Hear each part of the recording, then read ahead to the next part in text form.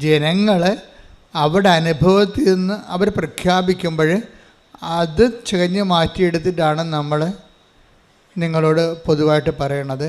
ജനങ്ങൾക്ക് ഇങ്ങനെ ഒരു അനുഭവമുണ്ട്, ഉടമ്പടി ഒരു സാധാരണ ഒരു വിശ്വാസത്തിൻ്റെ പ്രയോഗം അല്ല എക്സ്പ്രഷൻ അല്ലെ പ്രഖ്യാപനം എന്നതിനേക്കാളുപരി ഉടമ്പടി അതിൽ തന്നെ ഒരു ജീവിതക്രമമായിട്ട് മാറുകയാണ്. അതുകൊണ്ടാണ് പുതുക്കുന്നവരുടെ എണ്ണം ഇപ്പോൾ കൂടിയിരിക്കുന്നത്. പണ്ട് നിങ്ങൾക്കറിയാമല്ലോ, ഉടമ്പടിയുടെ തുടങ്ങിയ കാലത്ത് 16, 17, 18 കാലഘട്ടങ്ങളിൽ ഉടമ്പടി പുതുക്കുന്നത് 1/3 പേരായിരുന്നു. ഉടമ്പടി എടുക്കുന്നതിൻ്റെ 1/3 പേരെയാണ് ഉടമ്പടി പുതുക്കത്തുള്ളത്. അന്ന് 90 ദിവസത്തേക്ക് വേണ്ടി മാത്രമുള്ള ഒരു പ്രത്യേകമായ ഒരു പ്രത്യേക വിഷയബന്ധിയായ ഒരു പ്രാർത്ഥനയായിരുന്നു. ജോലിയില്ല, വീടില്ല, വിവാഹം നടക്കണില്ല, വിഷയം. ഉടമ്പടി തുടക്കുന്ന കാലത്ത് 16 തുടങ്ങി 17, 18, 19, 20, പിന്നെ കോവിഡ് കാലം 20 വരുമ്പോൾ കോവിഡാവും. അതുവരെ ഇങ്ങനെ ഉടമ്പടി ഒരു വിഷയബന്ധിയാണ് നിന്നത്. അതുകൊണ്ട് ആൾക്കാർ ഒരു 90 ദിവസം ആകുമ്പോൾ വിഷയബന്ധിയായുള്ള ആൾക്കാർ അത് സ്റ്റോപ്പ് ചെയ്യും. ഞങ്ങളുമുണ്ട് വിഷയബന്ധിക്കാരെ, പിന്നെ നിങ്ങൾ കണ്ടിന്യൂ ചെയ്യണമെന്ന് ഞങ്ങളും പറയത്തില്ല. കാര്യം വിഷയബന്ധിക്കാരെ കണ്ടിന്യൂ ചെയ്തിട്ട് കാര്യമില്ല. അതുകൊണ്ടാണ് ഉടമ്പടി. പക്ഷേ പിന്നീട് നമ്മൾ പറയാതെ തന്നെ ഇപ്പോഴെങ്ങനെ വെച്ച് കഴിഞ്ഞാൽ, ഇപ്പോൾ ഉദാഹരണത്തിന് ഒക്ടോബർ 2-ാം തീയതി ഉടമ്പടി പുതുക്കിയവർ എത്രയാണെന്ന് അറിയാം? ഒരു ദിവസം 1443 പേരാണ് ഉടമ്പടി പുതുക്കിയത്. അപ്പോൾ നോക്കിയേ, അപ്പോൾ എന്ത് വ്യത്യാസം വരുന്നത് നോക്കിയേ. 1443 പേര് ഒരു ദിവസം ഉടമ്പടി പുതുക്കുകയാണ്. എന്താ സംഭവിച്ചിരിക്കണമെന്ന് ചോദിച്ചു കഴിഞ്ഞാൽ, ആൾക്കാർ ഉടമ്പടി ജീവിക്കാൻ തുടങ്ങിയപ്പോൾ ഈ ജീവിതത്തിൻ്റെ ഒരു പ്രൊട്ടക്ഷൻ ഭയങ്കരമാണ്, സംരക്ഷണം. അവർക്ക് ആരോ തങ്ങളുടെ കൂടെയുണ്ട്, തങ്ങളുടെ കാര്യങ്ങൾ അന്വേഷിക്കാനും തങ്ങളെ നയിക്കാനും. അമ്മയുടെ കൃത്യമായ സാന്നിധ്യം അവരനുഭവിച്ചിട്ട് ഉടമ്പടി നിലനിൽക്കുന്നതാണ് നല്ലത് എന്ന് തോന്നണം. പിന്നെ മുമ്പത്തേക്കാൾ സന്തോഷം, കുടുംബത്തിലൊക്കെ വിശുദ്ധീകരണം, വചന വായനയൊക്കെ ഉള്ളത് കാരണം നല്ല ആധ്യാത്മികമായ പരിസരം, തിന്മയിൽ വീഴാതിരിക്കാനുള്ള ഒരു സംരക്ഷണം, ആകപ്പാടെ വല്ലാത്ത ഒരു ദൈവമായ അഭിഷേകത്തിൻ്റെ ഒരു കാലം. അപ്പം അതുകൊണ്ടാണ് ആൾക്കാർ സാക്ഷ്യം പറയുമ്പോഴും നമ്മളാരും പറഞ്ഞിട്ടില്ല, അവർ തന്നെത്താൻ പറഞ്ഞാണ് ഞാനും എൻ്റെ കുടുംബവും മരണം വരെ ഉടമ്പടി നിലനിൽക്കുമെന്ന്.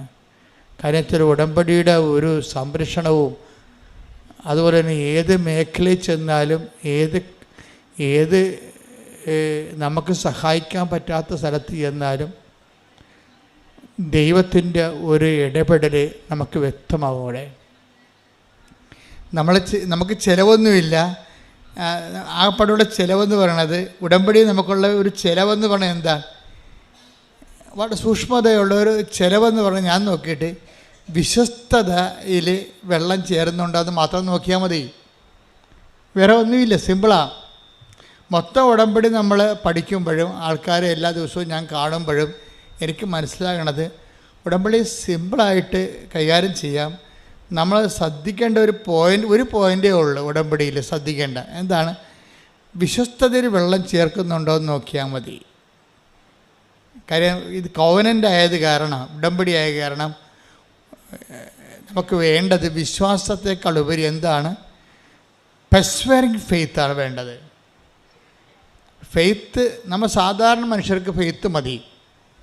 ഉടമ്പടിയിൽ വേണ്ടത് പെർസ്വേറിങ് ഫെയ്ത്താണ്. എന്ന് വെച്ച് കഴിഞ്ഞാൽ ഇങ്ങനെ പിന്തുടർന്ന് നിലനിൽക്കുന്ന ഫെയ്ത്താണ്. എൻഡ്യൂറിങ് ഫെയ്ത്ത് എന്ന് എന്ത് വേണമെങ്കിൽ പറയാം. അതായത് നിലനിൽക്കുന്ന ഒരു വിശ്വാസം. വിശ്വാസത്തിനൊരു കുഴപ്പമുള്ളതെന്ന് വെച്ച് കഴിഞ്ഞാൽ അല്പവിശ്വാസം ഒന്ന് ഈശോ ഒരു തരം ബ്രാൻഡ് ചെയ്തിട്ടുണ്ട്. ചില വിശ്വാസം ഈശോ വന്നപ്പോഴാണ് ബ്രാൻഡിങ് ഭയങ്കരമായത്. പണ്ട് എല്ലാം വിശ്വാസമാണെന്ന് പറഞ്ഞ ആൾക്കാർ ഇരിക്കുകയായിരുന്നു. യഹൂദന്മാർക്ക് അങ്ങനെ ഒരു ധാരണയായിരുന്നു, വിശ്വാസം എല്ലാം വിശ്വാസമാണെന്ന്. ഈശോ വന്നപ്പോൾ വിശ്വാസത്തിൻ്റെ ഗ്രേഡ് ബ്രാൻഡ് ചെയ്ത് എന്നിട്ട് ഈശോ പറഞ്ഞു, അല്പവിശ്വാസി, നീ സംശയിച്ചത് എന്തിന്? അപ്പോൾ വലിയ അടുത്തുള്ള അരുമ ശിഷ്യനാണ്. അവൻ്റെ കയ്യിൽ നിന്ന് കൈവിട്ടു പോയി. ഒരു നിമിഷം അവൻ സംശയിച്ചു പോയി. അപ്പോൾ ഉടനെ അടുത്ത് നിൽക്കുന്നത് ആരാണ് എന്ന് മറന്നുപോയി. ക്രിസ്തുവിനേക്കാളുപരി കടലിനെ കണ്ട് അവൻ പേടിച്ചുപോയി. അപ്പോൾ ക്രിസ്തു നിൽക്കുന്ന കാര്യം മറന്നിട്ട് അവൻ്റെ അനുഭവം കാരണം അവൻ പെട്ടെന്ന് സംശയിച്ചു പോയപ്പോൾ അവൻ താഴേക്ക് പോയി. അപ്പോഴാണ് കൈ നീട്ടിക്കൊണ്ട് കർത്താവ് പറയുന്നത്, അല്പവിശ്വാസി. That means short time faith. Short time faith എന്ന് വെച്ച് കഴിഞ്ഞാൽ ആൾക്കാരുടെ കൂട്ടത്തിലുള്ള ഒരു ബ്രാൻഡഡ് ഫെയ്ത്താണ് ഷോർട്ട് ടൈം ഫെയ്ത്ത്. എന്ന് വെച്ച് കഴിഞ്ഞാൽ കുറച്ച് കാലത്തേക്ക് വിശ്വസിക്കുന്നു. വചനത്തെ പ്രതി ക്ലേശവും സങ്കടങ്ങളും ഉണ്ടാകുമ്പോൾ അവൻ വിട്ടുപോകുന്നു. Take the word of God. അതായത് 13:21 വചനം കേട്ടിട്ട് ഉടനെ സസന്തോഷം സ്വീകരിക്കുകയും തന്നിൽ വേരില്ലാത്തതിനാൽ അല്പനേരം മാത്രം നിലനിന്നിട്ട് വചനത്തെ പ്രതി ക്ലേശവും പീഡയും ഉണ്ടാകുമ്പോൾ തൽക്ഷണം വീണു പോവുകയും ചെയ്യുന്നവനാണ് പാറമേൽ വീണ വിത്ത്. ഇതാണ് അല്പനേരം. എന്താണ് അല്പവിശ്വാസി എന്ന് വെച്ച് കഴിഞ്ഞാൽ ഇത് കണക്ട് ചെയ്യണത് പത്രോസിൻ്റെ കടലിൽ മുങ്ങിത്താഴുന്നതുമായിട്ട് ബന്ധപ്പെട്ടതാണ്. കാര്യം ഈശോ എന്താ പറഞ്ഞത്? പ്രഭു, പത്രോസ് പറഞ്ഞു കടലിലെ മീതെ ഈശോയെ കണ്ടപ്പോൾ പത്രോസ് പറഞ്ഞു, പ്രഭു അങ്ങാണെങ്കിലേ എന്നെ കൂടി അങ്ങയുടെ അടുക്കിലേക്ക് വരാൻ അനുവദിക്കുവിൻ. അപ്പോൾ ഈശോ എന്താ പറഞ്ഞു? വരൂ എന്ന് പറഞ്ഞു. അതാണ് വചനം. അപ്പോൾ ആ വരൂ എന്ന് പറഞ്ഞ വചനത്തിലാണ് വിശ്വസിക്കേണ്ടത്. അതിന് പക്ഷേ പത്രോസിന് ആ വരൂ എന്ന വചനം മറന്നുപോയി. പക്ഷെ വചനത്തെ പ്രതി അതിനെ ഈ വരൂ എന്ന് പറഞ്ഞിട്ട് കാര്യമില്ല. അതിനെ പ്രതിയുള്ള കുറച്ച് ക്ലേശങ്ങളുണ്ട്. ആ വരൂ എന്ന് പറഞ്ഞാൽ എളുപ്പമല്ല. Take the bird.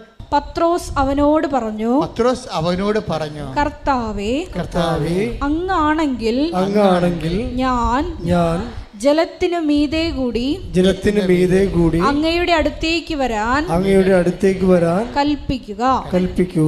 വരൂ അവൻ പറഞ്ഞു.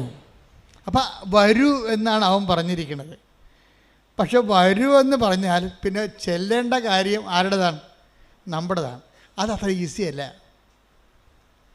വരുമെന്ന് പറയുമ്പോൾ ആദ്യത്തെ ഉണ്ടാകുന്ന ചിരിയും സന്തോഷവും ആവേശമൊക്കെ കുറച്ച് കഴിയുമ്പോൾ മാഞ്ഞു പോകും. ഓരോ വചനവും നടപ്പിൽ വരാൻ അതിൻ്റെ കറസ്പോണ്ടിങ് പേയ്മെൻറ്റ് എന്ന് വെച്ച് കഴിഞ്ഞാൽ അതിൻ്റെ അർത്ഥം എന്ന് വെച്ച് കഴിഞ്ഞാൽ അത് നടപ്പിൽ വരുത്താൻ ആവശ്യമായ ചെലവ് പടികളുണ്ട്. മനസ്സിലായി? അല്ലാതെ നമ്മൾ വിശ്വസിക്കണമെന്ന് പറഞ്ഞാൽ ദൈവം ഏക്കത്തില്ല. ദൈവം നമ്മുടെ ഒരു വിശ്വാസവും ടെസ്റ്റ് ചെയ്യാതെ എടുക്കത്തില്ല.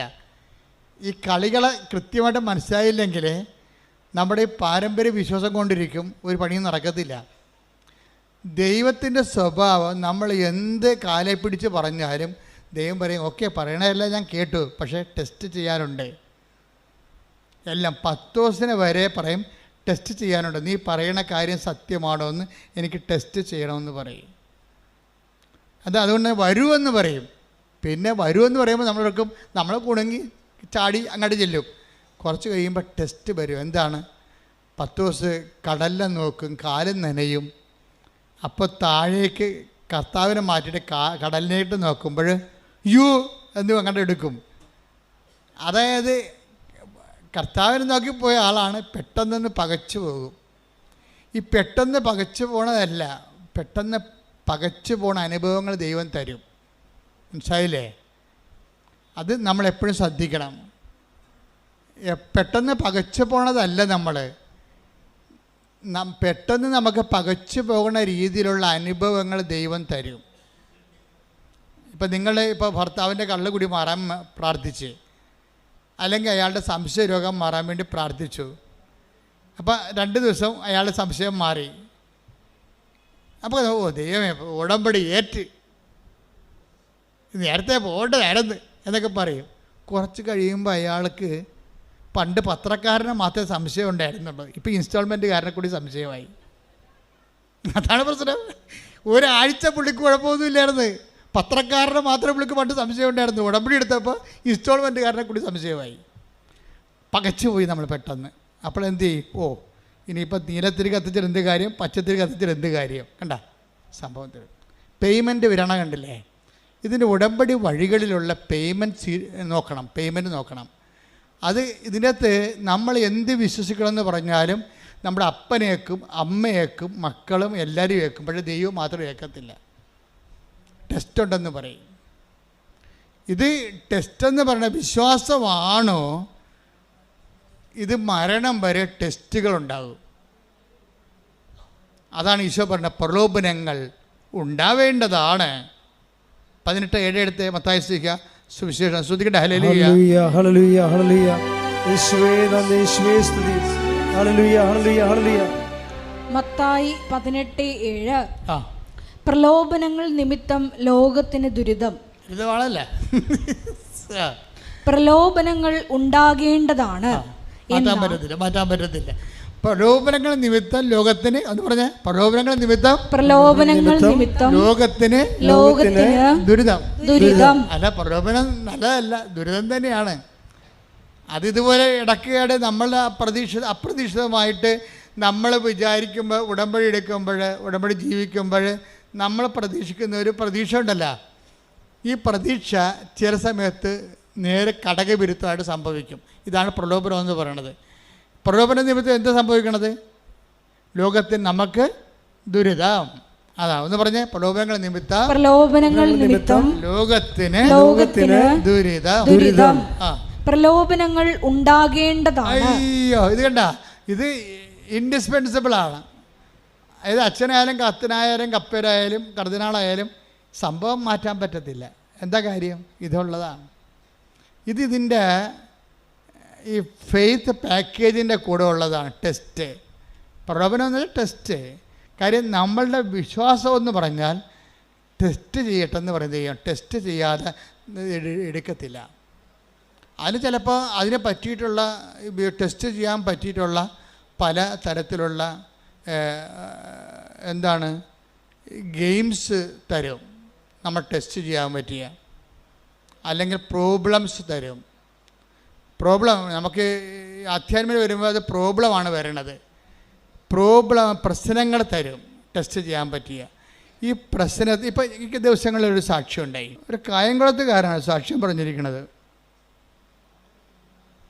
പുള്ളിക്കാരൻ്റെ സാക്ഷ്യം ഭയങ്കര രസമാണ്. പുള്ളിക്കാരനും വൈഫും ആണ് വിഷയം. എന്ന് വെച്ച് കഴിഞ്ഞാൽ അവർക്ക് 8 കൊല്ലമായി അവർ കല്യാണം കഴിച്ചിട്ട്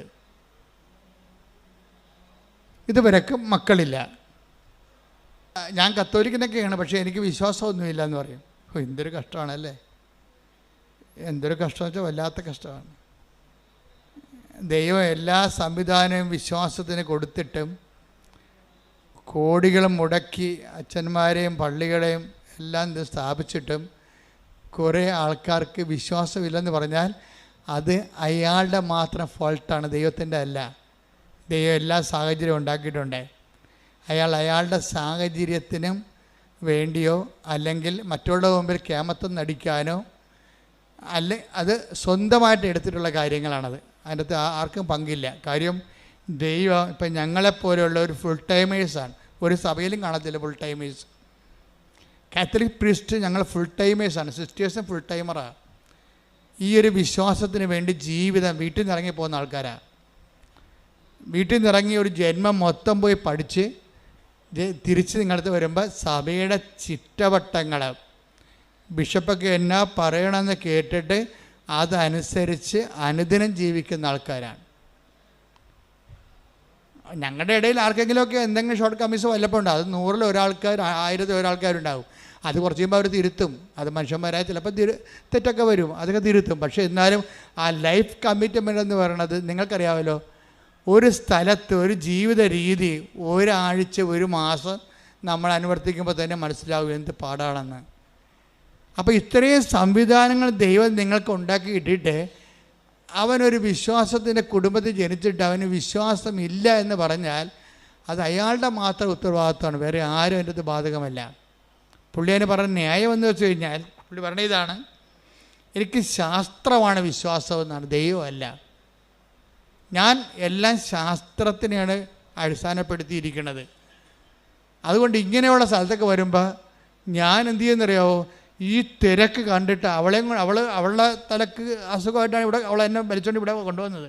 മക്കളില്ല, എന്നിട്ടും തോന്നിയ ദിവസം പറഞ്ഞുകൊണ്ടിരിക്കുകയാണ്. എന്തൊരു കഷ്ടമാണ് മനുഷ്യൻ്റെ കാര്യം. 8 വർഷമായിട്ട് മക്കളില്ല, എന്നിട്ടും ഇവിടെ കൊണ്ടുവന്ന് ഭാര്യനെ തോന്നിയ ദിവസം പറഞ്ഞുകൊണ്ടിരിക്കുകയാണ്. എന്നിട്ട് അവസാനം ഇതിവിടെ വന്നിട്ട് നോക്കിയിരുന്ന് ഭാര്യ പ്രാർത്ഥിച്ചെന്ന് തോന്നുന്നു. ഉടമ്പടിയൊന്നും എടുത്തില്ല, പോയി. രണ്ടും കൂടി ഉടമ്പെടുക്കാതെ പോയി.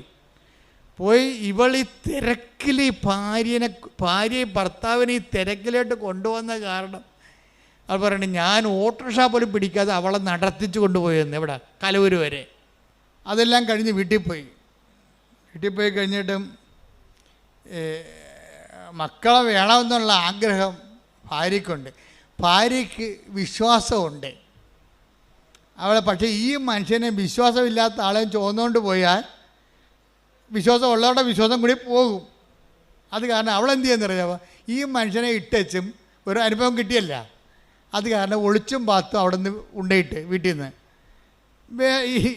വേറെ ഒരു ദിവസം വന്ന് ഒറ്റയ്ക്ക് വന്ന് ഉടമ്പടി എടുത്ത്.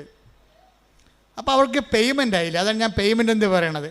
ഭർത്താവ് ഇവിടെ വന്ന് നോക്കിയിട്ടും തന്നെ വലിച്ച് ഇഴച്ച് വീട്ടിൽ കൊണ്ടുപോയിട്ടും പിന്നെ അവളെ ഒറ്റയ്ക്ക് വന്ന് ഉടമ്പടി എടുത്ത് നിങ്ങൾക്കറിയാമല്ല, അമ്മ സത്യമല്ലേ, ദൈവം സത്യമാകുന്ന പോലെ തന്നെ.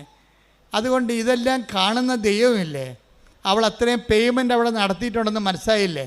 അമ്മ എന്ത് ചെയ്യുന്നറിയാവാ, ഈ ഉപ്പ് കഴിച്ച് തിരികെ എത്തിച്ചപ്പോൾ തന്നെ ആ ആഴ്ച തന്നെ അവൾ പ്രഗ്നൻ്റായി.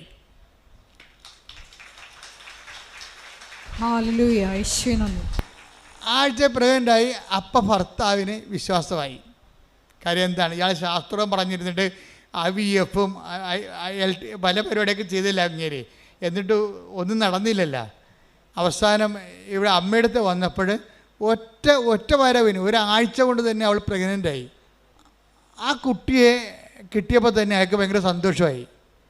കാര്യം അയാളുടെ ശാസ്ത്രം അവിടെ പരാജയപ്പെട്ട കാരണം അയാൾ വിശ്വാസത്തിലേക്ക് വന്ന്. പിന്നെ എന്താ വെച്ച് കഴിഞ്ഞാൽ, പിന്നെ ആദ്യത്തെ കുഞ്ഞ് ജനിച്ച് കഴിഞ്ഞപ്പോൾ തന്നെ രണ്ടാമത്തെ കുഞ്ഞും ജനിച്ച്.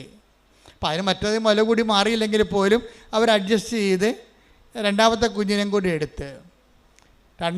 അമ്മയുടെ ഒരു വിഷയം എന്ന് വെച്ച് കഴിഞ്ഞാൽ, അതായത് രണ്ടാമത്തെ കുഞ്ഞിനെയും കൂടി കിട്ടിക്കഴിഞ്ഞപ്പോൾ 8 കൊല്ലമായിട്ട് കുഞ്ഞില്ലാത്ത ആൾക്കാരാണ്. ഒരു പിക്ചർ മാറുന്ന മാറ്റം കണ്ടില്ലേ, ഉടമ്പടിയിലൂടെ പിക്ചർ മാറുന്ന മാറ്റം കണ്ടില്ലേ. അതായത് ഈ രണ്ടാമത്തെ കുഞ്ഞിനെയും കിട്ടിക്കഴിഞ്ഞപ്പോൾ മൂന്നാമത്തെ കുഞ്ഞിനെയും പ്രഗ്നൻ്റായി. അതോടുകൂടി ആ ചേടത്തിയുടെ പടം കൊഴിഞ്ഞ്. നമ്മൾ വിശ്വാസികളെന്ന് പറയുന്ന ആൾക്കാർ പക്ഷേ ദൈവം അംഗീകരിക്കത്തില്ല. അതാണ് പ്രശ്നം, ദൈവം അംഗീകരിക്കത്തില്ല. ഇപ്പം എന്ത് ചെയ്ത്, അവൾക്ക് ഈ കുഞ്ഞിനെ മൂന്നാമത്തെ കുഞ്ഞിനെ കൊല്ലണം. കണ്ടാ എങ്ങനെയുണ്ട് പരിപാടി. പണ്ടൊരു കുഞ്ഞിന് വേണ്ടി തെണ്ടി നടന്നതാണ്. ഇപ്പം മൂന്നാമത്തെ കുഞ്ഞിനെ കണ്ടപ്പോൾ ഭർത്താവിൻ്റെ അടുത്ത് വന്ന് രാത്രിയും പകലും ഇവൾ നിലവിളിക്കുകയാണ്. എന്തിനാണ്, നമുക്കിതിനെ അബോർട്ട് ചെയ്ത് കളയാം, നമുക്കിതിനെ അബോർട്ട് ചെയ്ത് കളയാം. എന്താണ്ട് കാര്യം, ഒരു കുഞ്ഞിനെ എങ്ങനെയാണ് കൊല്ലണേടി, നീ എന്താ ഇങ്ങനെ പറയണത്. അപ്പോൾ അയാൾക്ക് വിശ്വാസം ഇല്ലെന്ന് പറഞ്ഞെങ്കിലും ഇപ്പം വിശ്വാസം കിട്ടിയപ്പോൾ അയാൾക്ക് സത്യസന്ധമായ വിശ്വാസം കിട്ടി. അയാൾ പറയണത് കൊലപാതകമല്ലേ ഇവൾ പറയണത്. വെച്ചാൽ നമുക്ക് എന്തെങ്കിലും കിട്ടുമ്പോൾ നമുക്കൊരാശ്വാസം സന്തോഷം ഉണ്ടാകുമ്പോൾ വിശ്വാസമുണ്ട്. ആ വിശ്വാസത്തിന് വേണ്ടി നമ്മൾ വില കൊടുക്കേണ്ടി വരികയാണെങ്കിൽ, അയ്യോ എൻ്റെ 5 പൈസ ഇല്ലെന്ന് പറയും, ഞാൻ ചെയ്യത്തില്ല, നമുക്ക് വേണ്ടെന്ന് പറയും. കണ്ട, ഇത് ഇങ്ങനെയൊക്കെയുള്ള കള്ള വിശ്വാസങ്ങൾ ആൾക്കാർക്കുണ്ട്. അതാണ് വിശ്വാസത്തിൻ്റെ ഗ്രേഡ് തിരിക്കണതിൻ്റെ കാര്യം.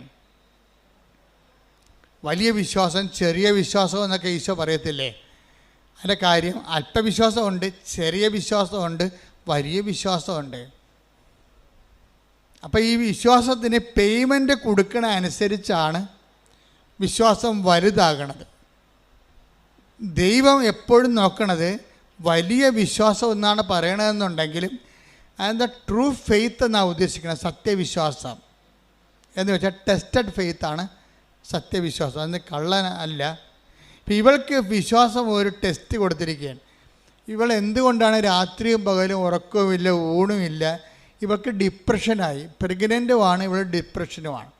ഇവളെ കൊണ്ട് സൈക്കാട്രി കാണിക്കേണ്ടി വന്ന അവസാനം. ഭർത്താവിനാണെങ്കിൽ കുഞ്ഞിനെ കൊല്ലാൻ താല്പര്യമില്ല, ഇവളാണെങ്കിൽ കുഞ്ഞിനെ കൊന്നേ മതിയാകത്തുള്ളൂ. എന്നാടി കാര്യം എന്ന് പറയുമ്പം ആൾക്കാരൊക്കെ കളിയാക്കണം എന്നാണ് കാര്യം. കണ്ട നോക്കിയേ, അപ്പോൾ ദൈവം അവിടെ ഇല്ല. ഇപ്പം ആരാ വന്നിരിക്കുന്നത് ദൈവമായിട്ട്? ആൾക്കാർ വന്നിരിക്കുകയാണ്. ഈ സായിപ്പിനെ കാണുമ്പോൾ കവാത്ത മറക്കുകയും ചെയ്യുന്ന പരിപാടി നമ്മുടെ കയ്യിലുണ്ടെന്ന് ഈശോയ്ക്ക് അറിയാം. അതുകൊണ്ട് ടെസ്റ്റ് ചെയ്യണ പലപ്പോഴും ഒരു സൊസൈറ്റീനെ വെച്ചുകൊണ്ടാണ് ടെസ്റ്റ് ചെയ്യത്തുള്ളൂ. രഹസ്യമായിട്ടുള്ള പരിപാടിയൊന്നുമില്ല.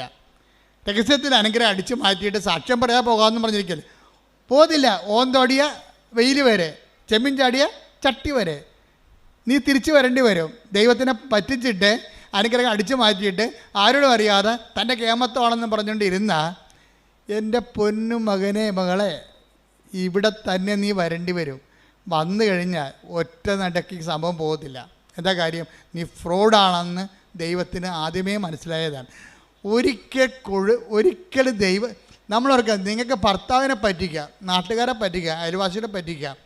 ദൈവത്തിനെ പറ്റിച്ചാൽ ആ പാട് അവിടെ കിടക്കും. ഈ ഗർഭിണികളൊക്കെ 9-ാം മാസം 6-ാം മാസം ആകുമ്പോഴൊക്കെ മൂത്ത പിള്ളേരുണ്ടെങ്കിൽ അമ്മൂമ്മ പറയത്തില്ലേ, എടി കുഞ്ഞ അമ്മയുടെ ചെല്ലല്ല, എന്താ ഈ കൊച്ചിന് അകം കൊണ്ട് വയറായിട്ട് വല്ല മാന്തിയിട്ടുണ്ടെങ്കിൽ ആ ഗർഭിണിയുടെ വയറിൻ്റെ ആ കൊച്ചു മാന്തി നഖത്തിൻ്റെ പാട് അങ്ങനെ തന്നെ മരണം വരെ കിടക്കും. എന്താണ്? ശരീരം ലൂസ് ചെയ്തിരിക്കണല്ലേ. ശരീരം ഇളമക്കൊണ്ടിരിക്കുന്ന സമയത്ത് നമ്മളൊരു പാടിട്ടാൽ മതി, അവിടെ കിടക്കും അത്. അതുപോലെ തന്നെ ദൈവത്തിനായിട്ടൊരു പണി കൊടുത്താൽ ആ പാടങ്ങനെ കിടക്കും. ഞാൻ ഇസ്രയേലിൽ ചെന്നപ്പോഴേ, കഴിഞ്ഞ ദിവസം നമ്മൾ ഇസ്രയേലിൻ്റെ ഇത്രയും യുദ്ധം ഉണ്ടെങ്കിലും കർത്താവ് നമ്മളവിടെ ധ്യാനിപ്പിക്കാൻ വിളിച്ചായിരുന്നു. ഞാനിപ്പോൾ കഴിഞ്ഞ ആഴ്ച ഈ സമയത്ത് ജെറുസലേമിൽ ധ്യാനിപ്പിച്ചുകൊണ്ടിരിക്കുകയാണ്. അപ്പം ജെറുസലേമിൽ ഞാൻ ചെല്ലുമ്പോൾ തന്നെ മലയാളികൾ എത്രയോ 100 കണക്കിന് മലയാളികളാണ് വരുന്നത്. അപ്പം ഞാൻ അവരെല്ലാവരോടും ധ്യാനത്തിൻ്റെ സമയത്ത് പറഞ്ഞു, അതായത് നമ്മൾക്ക് സമയത്ത് ഇപ്പം നിങ്ങൾ തന്നെ ഇവിടെ ഇസ്രയേലിലുള്ളവർ, നിങ്ങളിപ്പോൾ പെട്ടെന്ന് ചിന്തിക്കുകയാണ്, ഇവിടെ എനിക്ക് ഭർത്താവിനെ കൊണ്ടുവരാൻ പറ്റത്തില്ലല്ലോ, മക്കളുമായിട്ട് വന്ന് കുടുംബമായിട്ട് ജീവിക്കാൻ പറ്റത്തില്ലല്ലോ, ന്യൂസിലൻഡിൽ പോയാൽ പറ്റുമല്ലോ എന്ന് പറഞ്ഞ് നിങ്ങൾ കെട്ടിയെടുത്ത് ന്യൂസിലൻഡിലേക്ക് പോകാം. അപ്പം അങ്ങനെ ന്യൂസിലൻഡിലേക്ക് പോകാൻ കൊണ്ട് കൈപൊക്കാൻ പറഞ്ഞപ്പോൾ കുറേ എണ്ണം കൈപൊക്കി. ഞാൻ പറഞ്ഞു, രണ്ടാമതൊന്നും ചിന്തിക്കണേ, ഇവിടുന്ന് ചാടറാകുമ്പോൾ ഒന്ന് ചിന്തിക്കണം. എന്താ കാര്യം എന്ന് വെച്ച് കഴിഞ്ഞാൽ എല്ലായിടത്തും എല്ലാ നിയമങ്ങളും എപ്പോഴും മാറിക്കൊണ്ടിരിക്കും. അതെനിക്ക് ജെറുസലേമിൽ ചെന്നപ്പോൾ കർത്താവ് എനിക്കൊരു ഐഡിയ തന്ന്, നിയമം ഇങ്ങനെ ചാടാൻ കുറച്ച് നിപ്പുണ്ട്, നിയമങ്ങൾ മാറിയാൽ അവിടെയും ഇല്ല ഇവിടെയും ഇല്ലാത്ത രീതി വരും. അതുകൊണ്ട് ഇപ്പം ഞാൻ പറഞ്ഞ് കൈവൊക്കെ അണ്ണന്മാരെല്ല പ്രാർത്ഥിക്കുക, കുറച്ച് പ്രാർത്ഥിച്ചിട്ട്. അപ്പോൾ എൻ്റെ കൂടെ ഒരു 10 ആ സമയത്ത് പള്ളിയല്ലായിരുന്നു, പൊതുവെ സാക്രിസ്റ്റി കുറച്ച് പേരെ ഉണ്ടായുള്ളൂ. ആ സമയത്ത് എൻ്റെ മനസ്സിൽ സംഭവം വന്നത് കാര്യം. അപ്പോഴേ ഇതോടുകൂടി ആൾക്കാർക്കൊരു വെളിവായി. എന്താ കാര്യം വെച്ച് കഴിഞ്ഞാൽ, ഇങ്ങനെ ചിന്തിച്ച്, അതായത് ഒരു തെറ്റായ തീരുമാനം ഉണ്ടായാൽ മതി, പ്രൊട്ടക്ഷൻ ഇല്ലെങ്കിൽ പണി കിട്ടും. എന്ന് വെച്ച് കഴിഞ്ഞാൽ നിങ്ങളെപ്പോഴെങ്കിലും ദൈവത്തിന് കൊടുക്കേണ്ട മഹത്വം ദൈവത്തിന് കൊടുക്കാതെ സ്വന്തം ഗമയാണെന്ന് വിചാരിക്കുകയോ, അല്ലെങ്കിൽ നിങ്ങളുടെ ബന്ധുക്കൾക്കോ പണത്തിനോ പാർട്ടിക്കോ പറമ്പിനോ പൊന്നിനോ ദൈവത്തിന് പകരം വെച്ചിട്ടുണ്ടെങ്കിൽ ഈ പാടിങ്ങനെ കിടക്കും. ഒറ്റടക്ക് പോകത്തില്ല ഈ സംഭവം. ഇത് എക്സിറ്റ് അടിച്ച് പോയിട്ടുണ്ടെങ്കിൽ ഏത് രാജ്യത്ത് പോലും നിങ്ങൾ എക്സിറ്റ് ആകും കമ്പ്യൂട്ടർ നോക്കുമ്പോൾ. അതുപോലെ നിങ്ങൾ ഒരിക്കൽ ദൈവത്തിന് പണി കൊടുത്തിട്ടുള്ളതാണ്. നിങ്ങളിപ്പോൾ അയ്യോ ഞാൻ സാക്ഷ്യം പറയത്തൊന്നുമില്ല, ഞാൻ ആൾക്കാർ കേൾക്കത്തില്ല, നാത്തൂരുണ്ടാകും, ഇവിടെ അയൽവാസികളുണ്ടാകും, അവർ നാട്ടിൽ പോയി എന്ത് പറയും എന്നെക്കുറിച്ച്, അപ്പം എനിക്ക് ഇങ്ങനെ പ്രശ്നം ഉണ്ടായെന്ന് അറിയത്തില്ലേ. അപ്പോൾ പ്രശ്നം ഉണ്ടായെന്ന് ആൾക്കാർ അറിയുകയും ചെയ്യരുത് എന്ന സൂത്രത്തെ അനുഗ്രഹം അടിച്ച് മാറ്റുകയും ചെയ്യണം എന്നാ പറഞ്ഞിരിക്കുന്ന സൂത്രക്കാരികളുണ്ട്. നിങ്ങളോടാണ് ഞാൻ പറയണത്. നിങ്ങൾ ഓടണത് വെയിൽ വരെയേ ഉള്ളൂ, ഓന്തുപോലെ തിരിച്ചു വരും സാധനം. എന്താ കാര്യം? തിരിച്ച് വരുമ്പോൾ ആദ്യം ഉണ്ടായിരുന്ന മോന്തം ഉണ്ടാകത്തില്ല, കുറച്ച് അയലൊക്കെ നൂലിൻ്റെ പെസകുണ്ടെന്ന് പറയും ഞങ്ങളുടെ നാട്ടിലൊക്കെ. എന്താ പറയുന്നത് വെച്ച് കഴിഞ്ഞാൽ ഇയാൾ ഇനി 2ാമത്തെ ടെസ്റ്റ്, ഡബിൾ ടെസ്റ്റ് വരും.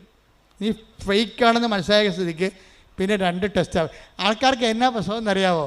ആൾക്കാർ ഭയങ്കരമായിട്ട് ഉടമ്പടിയൊക്കെ എടുത്ത് കസറിക്കൊണ്ട് പ്രാർത്ഥിക്കും, എന്നാലും ഉള്ളിൽ വിശ്വസിക്കും. ഇതൊക്കെ എല്ലാവരും ഒക്കെ കുറച്ച് കഴിയുമ്പോൾ പറയേ, ഉടമ്പടി എടുത്തില്ലെങ്കിൽ എനിക്ക് കൊച്ചിനെ കിട്ടുമായിരുന്നു.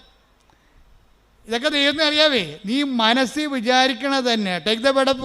139 സങ്കീർത്തനം 1 മുതലുള്ള തിരുവചനങ്ങൾ. കർത്താവെ അവിടുന്ന് എന്നെ പരിശോധിച്ചറിഞ്ഞിരിക്കുന്നു. പണിയായി. എങ്ങനെയുണ്ട് ഏറ്റു പറഞ്ഞേ? കർത്താവേ കർത്താവേ അവിടുന്ന് എന്നെ പരിശോധിച്ച് അറിഞ്ഞിരിക്കുന്നു. ഞാൻ ഇരിക്കുന്നതും എഴുന്നേൽക്കുന്നതും അവിടുന്ന് അറിയുന്നു. എന്റെ വിചാരങ്ങൾ അവിടുന്ന് അകലെ നിന്ന് മനസ്സിലാക്കുന്നു. ക്യാമറ വെച്ചിരിക്കുകയാണ് ഇവിടെ. കണ്ടതില്ലേ? ക്യാമറ ഇപ്പോഴല്ല മനുഷ്യൻ കണ്ടുപിടിച്ചത്. ദൈവത്തിന് പണ്ടേ സംഭവമുണ്ട്. ഞാൻ നിന്റെ മൂമെൻറ്റ്സുകൾ അകലെ നിന്ന് വീക്ഷിച്ചുകൊണ്ടിരിക്കുകയാണെന്ന് പറഞ്ഞത്. അപ്പോൾ എന്ന് വെച്ച് കഴിഞ്ഞാൽ എൻ്റെ അർത്ഥം എന്ന് വെച്ച് കഴിഞ്ഞാൽ, നിങ്ങളെ പല ആൾക്കാരും ദൈവത്തെ വിശ്വസിക്കുന്നുണ്ടെങ്കിലും കുറച്ച് കഴിയുമ്പോൾ, നിങ്ങൾ ഒരു 5-6 മാസം കഴിയുമ്പോൾ നിങ്ങൾ സാക്ഷ്യം പറഞ്ഞാൽ പോലും നിങ്ങൾ പറയും, അതിപ്പോൾ അത് മറ്റു തരത്തിൽ നടക്കുമായിരുന്നു. ഇപ്പോൾ ഞാൻ ഉടമ്പടി എടുത്തില്ലെങ്കിൽ ചിട്ടി വീഴുമായിരുന്നു. ഞാൻ ഉടമ്പടി എടുത്തില്ലെങ്കിലും ആ സ്ഥലം വിറ്റ് പോകുമായിരുന്നു. എൻ്റെ പൊന്നു മകനെ ഇങ്ങനെ എങ്ങാനും വിചാരിച്ചാൽ അതിൻ്റെ അർത്ഥം എന്താണ്? നീ ഇത്രയും നാളെ കാട്ടിക്കൂട്ടിയതും എല്ലാം അണ്ടർ എസ്റ്റിമേറ്റ് ആയി സാധനം.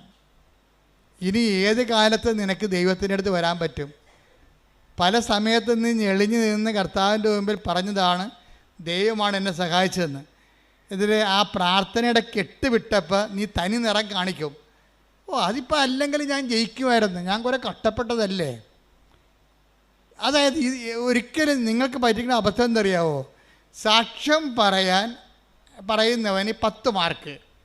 ഇനി ഈ സാക്ഷ്യം പ്രതിസാക്ഷ്യമാകും, കൗണ്ടർ വിറ്റ്നസിങ്ങും ആകും. അതിന് 20 മാർക്ക് നെഗറ്റീവാണ്.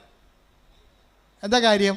നിങ്ങളിപ്പം മകള് ജയിച്ചു, IELTS ജയിച്ചു, അല്ലെങ്കിൽ അവൾ റാങ്ക്, അവൾക്ക് MBBS അഡ്മിഷനുള്ള റാങ്ക് ലിസ്റ്റിൽ കയറി.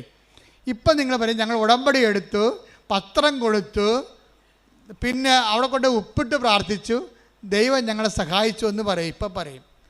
ഒരു കൊല്ലം കഴിയുമ്പോൾ ഈ തള്ള തന്നെ നാക്കുകൊണ്ട് പറയും, അല്ലെങ്കിൽ ഞാൻ കുഞ്ഞുനാൾ മുതലേ അവളുടെ കൂടെ ഇരുന്ന് പഠിപ്പിച്ചതാണ് അവളെ.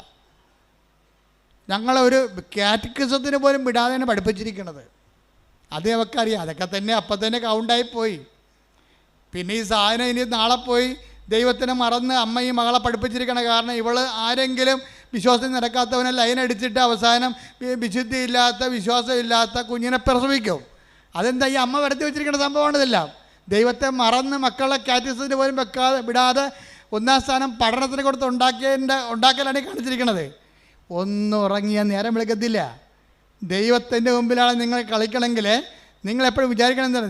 ദൈവം ഉണ്ടായിക്കൊള്ളാം, ദൈവത്തെ അങ്ങനെ ഉള്ളിൻ്റെ ഉള്ളിൽ വേറെ ഒരു ചിന്തയുണ്ട് ആൾക്കാർക്ക്.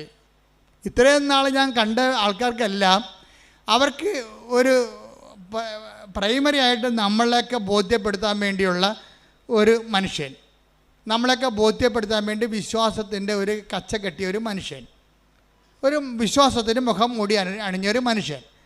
യഥാർത്ഥ അത് ഈ മുഖം മൂടിയുള്ള കാരണം ദൈവം ഇവനിട്ട് പണിയോ എന്നുള്ള കാര്യത്തിൽ ഒരു ഡൗട്ടും ഇല്ല. വിശ്വാസത്തിൽ മുഖം മൂടി വെച്ചാൽ ഇന്നല്ലെങ്കിൽ നാളെ 10 കൊല്ലം കഴിഞ്ഞാൽ എൻ്റെ കുമ്പാരി നിന്നെ പണിതിരിക്കും. എന്താ കാര്യം എന്നറിയാമോ? ഞങ്ങളുടെ നാട്ടിലെ ഭാഷയാണ് ഈ കുമ്പാരി എന്നൊക്കെ ഉള്ളത്. തലതൊട്ടപ്പനാണ് ഈ കുമ്പാരി എന്ന് വിളിക്കുന്നത്. അത് വെച്ച് കഴിഞ്ഞാൽ നീ ഇന്ന് ദൈവത്തിന് കൊടുക്കേണ്ട മഹത്വം ഇപ്പം കൊടുത്തിട്ട് കുറച്ച് കഴിയുമ്പോഴത്ത് വകമാറ്റി ചെലവഴിച്ച് കഴിഞ്ഞാൽ നീ അടയാളപ്പെടുത്തു ദൈവത്തിൻ്റെ മുമ്പിലേ. എന്താ കാര്യം? പിന്നെ ആത്മവികാരങ്ങൾ വരും. ഈ സാക്ഷ്യം പറയാത്തവരോ സാക്ഷ്യത്തിൽ നിലനിൽക്കാത്തവരോ സാക്ഷ്യം പറഞ്ഞതിന് ശേഷം 6 മാസം കഴിയുമ്പോൾ പിന്നെ അത് അല്ലെങ്കിൽ നടക്കുമായിരുന്നു എന്ന് പറയുന്ന ആൾക്കാരില്ല. അവരാണ് ഏറ്റവും അപകടകാരികൾ. സാക്ഷ്യമെല്ലാം പറഞ്ഞ് ഉറപ്പിച്ചതിന് ശേഷം 6 മാസം കഴിയുമ്പോൾ തന്നെത്താൻ ചിന്തിരിക്കുകയാണ്, അല്ലെങ്കിലും ആ സ്ഥലം വിറ്റ് മാറുമായിരുന്നു. അവിടെ ബസ് സ്റ്റാൻഡ് വന്നതൊന്നും നമ്മളറിഞ്ഞില്ലല്ലോ, റിയൽ എസ്റ്റേറ്റുകാർ അറിഞ്ഞ്. അപ്പോൾ അതുകൊണ്ട് ബസ് സ്റ്റാൻഡ് വന്ന കാരണം സ്ഥലത്തിന് വില കൂടണ കാരണം നമ്മുടെ സ്ഥലം നേരത്തെ അറിയാത്ത നമ്മുടെ കയ്യിൽ നിന്ന് അടിച്ചു മാറ്റിയതായിരുന്നു. ആ സ്ഥലം ഇന്ന് നമ്മുടെ കയ്യിൽ ഉണ്ടായിരുന്നെങ്കിൽ എത്ര ലക്ഷം രൂപ കിട്ടിയാലും അപ്പോഴെന്ത് വരും? അന്ന് നിനക്ക് ജപ്തി നടപടിയിൽ നിന്ന് രക്ഷിച്ച ദൈവം ഇപ്പം ഞൊട്ടേണ്ടി വരണം. എന്താ കാര്യം? ദൈവം നിന്നോട് എന്താ അപരാധം ചെയ്ത പോലെയാണ് ഇപ്പം നീ പറയണത്. ആ സ്ഥലം വിറ്റുപോയത് ഇപ്പോൾ 6 മാസം ഇപ്പോഴാണ് ബസ് സ്റ്റാൻഡ് വന്നത്. നമുക്ക് ഈ ബസ് സ്റ്റാൻഡ് വന്ന കാര്യം പണ്ടേ റിയൽ എസ്റ്റേറ്റുകാർക്ക് അറിയാമായിരുന്നു. അതുകൊണ്ടാണ് അവന്മാർ വന്നിട്ട് പറഞ്ഞ വിലക്ക് സ്ഥലം എടുത്തിരിക്കണത്. നമുക്കറിയാൻ പോലെ അതുകൊണ്ട് നമ്മുടെ സ്ഥലം പോയി. ഓക്കെ, ദൈവത്തിന് ഒരിക്കൽ കൊടുത്ത മഹത്വം ജപ്തി നടപടിയിൽ നിന്ന് ഒഴിവാക്കിയതിന് ഇപ്പം നീ ബസ് സ്റ്റാൻഡ് വന്ന് നീ കൊടുത്ത സ്ഥലത്ത് വില കൂടിയപ്പോൾ നീ മാറ്റി ചിന്തിക്കാൻ തുടങ്ങി. ഇതാണ് കൗണ്ടർ വിറ്റ്നസ്സിങ് എന്ന് പറയുന്നത്. ഇതൊക്കെ നിനക്കറിയാം. ഒരു ചിന്ത നിൻ്റെ ഉള്ളിൽ വരുന്നുമ്പോൾ തന്നെ അത് ഞാൻ അറിയുന്നു. എൻ്റെ ദൈവവേദന നിങ്ങൾ തീക്കട്ടയിൽ ഉറുമ്പരിക്കരുത്. എന്താ പ്രശ്നം വെച്ച് കഴിഞ്ഞാൽ ആദ്യമേ തന്നെ ഉടമ്പടി എടുക്കുമ്പോൾ തന്നെ ദൈവമായിട്ടൊരു ഉടമ്പടി ചെയ്യണം. എന്താ കാര്യം? ദൈവത്തിന് കൊടുക്കേണ്ട മഹത്വം പറഞ്ഞേ. ദൈവത്തിന് കൊടുക്കേണ്ട മഹത്വം മനുഷ്യനോ മൃഗങ്ങൾക്കോ കൊടുക്കാതെ എന്റെ മരണം വരെ ദൈവത്തിന് മാത്രമേ കൊടുക്കൂ. അപ്പൊ ഈ മേഖലയിലെ കോളം കൃത്യമായിട്ട് പൂരിപ്പിച്ച പിന്നെ കുറച്ച് ആശ്വാസമായി. എന്താ കാര്യം? ഇനി നമുക്ക് പ്രശ്നമില്ല. നമ്മൾ ദൈവമായിട്ട് വിശ്വസ്തത എന്നുള്ള വിഷയത്തിൻ്റെ ഭാഗമായിട്ട് വരുന്ന പഠനങ്ങളാണിത്. ഉടമ്പടി എടുത്തതിന് ശേഷം സാക്ഷ്യം പറഞ്ഞതിന് ശേഷം പിന്നെ 6 മാസം കഴിയുമ്പോൾ സാക്ഷ്യം മറിച്ച് ചിന്തിക്കുമ്പോൾ അവിശ്വസ്തതയാണ് അവിടെ വരണത്. അപ്പോൾ അത് വിശ്വസ്തതയിൽ ഉടമ്പടിയുടെ കാര്യത്തിൽ വിശ്വസ്തത മരണം വരെയാണ് വരണത്. അപ്പം അങ്ങനെ വരുമ്പോഴെന്ന് വെച്ച് കഴിഞ്ഞാൽ ദൈവം ഒരാളെ വിശ്വസിച്ച് പോയാൽ അയാളുടെ ക്വാളിറ്റി ആയിരിക്കും അത്. അല്ല ഓരോ അണ്ണന്മാർ വന്ന് അങ്ങോട്ട് ഉന്തുമ്പോൾ അങ്ങോട്ട് പോകും, ഇങ്ങോട്ട് ഉന്തുമ്പോൾ ഇങ്ങോട്ട് വരും, അങ്ങനെ എടുക്കത്തില്ല. അവിടെ ക്വാളിറ്റിയാണ്. അതിപ്പോൾ ഞാൻ അങ്ങനെ ചെയ്തു പോയി, അയാളപ്പം അങ്ങനെയോട് പറഞ്ഞപ്പോൾ എനിക്ക് അതാണ് സത്യമെന്ന് വിചാരിച്ച് ഞാൻ ഈ ദൈവത്തിനെതിരെ സംസാരിക്കുന്നതിന് വെച്ച് പൊറപ്പിക്കത്തില്ല. നിങ്ങൾ എന്നെക്കുറിച്ച് എന്ത് ചുക്ക് സംസാരിച്ചാൽ എനിക്ക് പ്രശ്നമില്ല. ഞാൻ നിങ്ങൾ മരിച്ചു പോയിട്ട് മണ്ണടിക്കുന്ന ആൾക്കാരാണ്. നിങ്ങളുടെ എന്നെ അംഗീകരിച്ചുകൊണ്ട് എനിക്ക് എന്നാ കിട്ടാനാണ്? ഒന്നും കിട്ടാനില്ല. പക്ഷേ ഞാൻ കർത്താവിൻ്റെ വചനമാണ് നിങ്ങൾ പറഞ്ഞിട്ടുണ്ടെങ്കിലല്ല ദൈവത്തിൻ്റെ ദിവസം എനിക്കൊരു ഓർമ്മ കിട്ടും. എനിക്കത് മതി. അതുകൊണ്ടാണ് ഞാൻ ഇങ്ങനെ മോശമായിട്ട് സംസാരിക്കണത്. ജനങ്ങളെ വിശുദ്ധീകരിക്കാനും ശക്തീകരിക്കാനും മരണം വരെ ദൈവത്തിൻ്റെ തിരുസന്നിധി കർത്താവിൻ്റെ വിശുദ്ധമായ രക്തത്തെ വീണ്ടെടുക്കപ്പെട്ട ദൈവത്തിൻ്റെ അവകാശമായി നിങ്ങളെ സംരക്ഷിക്കാനുള്ള ബാധ്യതയ്ക്കാണ് ഈ പട്ടം മേടിച്ചിരിക്കുന്നത്. ഞാൻ എന്തെങ്കിലും നിങ്ങൾ പറയണമെന്ന് വെച്ച് കഴിഞ്ഞാൽ ഞാൻ നിങ്ങൾ നിശ്ചയിക്കല് ചെയ്യണത് നിങ്ങൾക്ക് ഉപ്പായിക്കൊണ്ട് നിങ്ങൾ കേടുവരാതെ സൂക്ഷിക്കപ്പെടണമെന്നുണ്ട്. എവിടെ വരെയാണ്? നിത്യതയിൽ ദൈവത്തെ കണ്ടെത്തുന്നവരെ. വാട്ട് സ്പിരിറ്റ് ലീഡ്സ് യു എന്ന് കർത്താവ് ചോദിച്ചത് എന്തുകൊണ്ടാണ്? എന്തരൂപിയാണ് നിങ്ങൾ നയിക്കണതെന്ന് കർത്താവ് എപ്പോഴും ഇൻസ്പെക്ട് ചെയ്യുന്ന ഒരു ചോദ്യമാണത്. നിങ്ങൾ നയിക്കണ അരൂപി എന്താണെന്ന്. കളിയാക്കുന്നവരെ നയിക്കണ അരൂപി എന്താണ്? കളിയാക്കി കേട്ടപ്പോൾ കുഞ്ഞിനെ അബോർഷൻ ചെയ്യാൻ പോകുന്ന ഇവളെ നയിക്കണ അരൂപി എന്താണ്? ദുഷ്ടാരൂപിയാണ് അല്ലെങ്കിൽ ലോകാരൂപിയാണ്. ലോകാരൂപിയിലെ ദുഷ്ടാരൂപിയിലെ ഉടമ്പടി വർക്ക് ചെയ്യത്തില്ല. എന്താ കാര്യം? ഈ ആത്മാവിനെ സ്വീകരിക്കാൻ take the word of God 14:17 ശ്രദ്ധിക്കട്ടെ. ഹല്ലേലൂയ ഹല്ലേലൂയ ഹല്ലേലൂയ ഹല്ലേലൂയ യേശുവേ നന്ദി. ഹല്ലേലൂയ ഹല്ലേലൂയ ഹല്ലേലൂയ. യോഹന്നാൻ 14:17 ഈ സത്യാത്മാവിനെ സ്വീകരിക്കാൻ ലോകത്തിന് സാധിക്കുകയില്ല. ഞൊട്ടി കേട്ടില്ല സംഭവം. എന്താ സംഭവം ഇരിക്കണം ഒന്ന് പറഞ്ഞേ. ഈ സത്യാത്മാവിനെ സ്വീകരിക്കാൻ ലോകത്തിന് പറ്റത്തില്ല. ലോകത്തിന് പറ്റത്തില്ലെന്ന് പറഞ്ഞാൽ എന്താണ്? അമേരിക്കയ്ക്കും ആഫ്രിക്കയ്ക്കും പറ്റത്തില്ല. ലോകാരൂപിയാൽ നയിക്കപ്പെടുന്നവർക്ക് കർത്താവിൻ്റെ പരിശുദ്ധാത്മാവ് സ്വീകരിക്കാൻ പറ്റത്തില്ല. പരിശുദ്ധാത്മാവ് ഉണ്ടെങ്കിൽ അത് സാക്ഷ്യത്തിൻ്റെ ആത്മാവാണ്.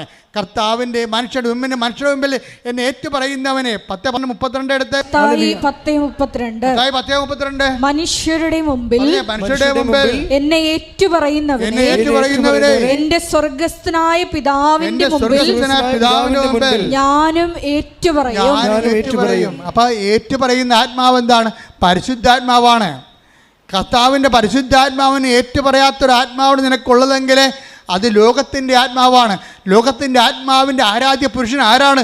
നീയോ അല്ലെങ്കിൽ നീ ആരാധിക്കുന്ന വ്യക്തികളോ സമൂഹമോ ആയിരിക്കാം.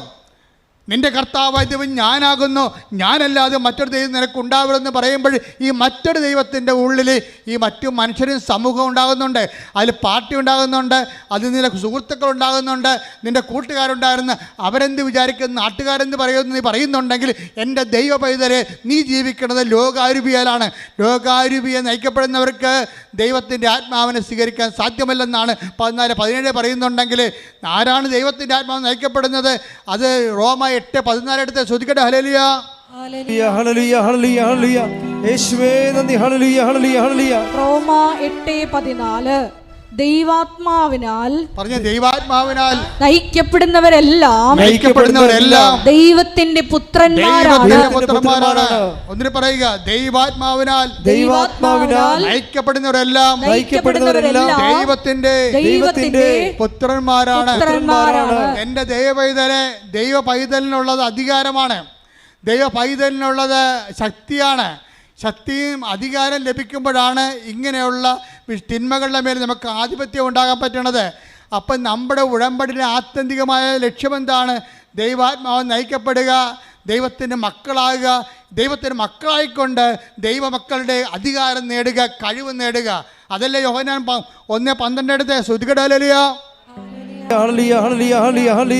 യേശുവേ നന്ദി. ഹല്ലേലൂയ ഹല്ലേലൂയ ഹല്ലേലൂയ. യോഹന്നാൻ 1:12 തന്നെ സ്വീകരിച്ചവർക്കെല്ലാം തന്റെ നാമത്തിൽ വിശ്വസിക്കുന്നവർക്കെല്ലാം ദൈവമക്കളാകാൻ അവൻ കഴിവ് നൽകി. ആ വചനം യോഹന്നാൻ 1:12 എന്താ പറയണത്? തന്നെ സ്വീകരിച്ചവർക്കെല്ലാം, പറഞ്ഞേ, തന്നെ സ്വീകരിച്ചവർക്കെല്ലാം തന്റെ നാമത്തില് വിശ്വസിക്കുന്നവർക്കെല്ലാം തന്റെ നാമത്തില് വിശ്വസിക്കുന്നവർക്കെല്ലാം തന്റെ നാമത്തില് വിശ്വസിക്കുന്നവർക്കെല്ലാം ദൈവമക്കളാകാനുള്ള കഴിവ് നൽകി. കൈയടിക്കട്ടെ, ശ്രുതിക്കട്ടെ.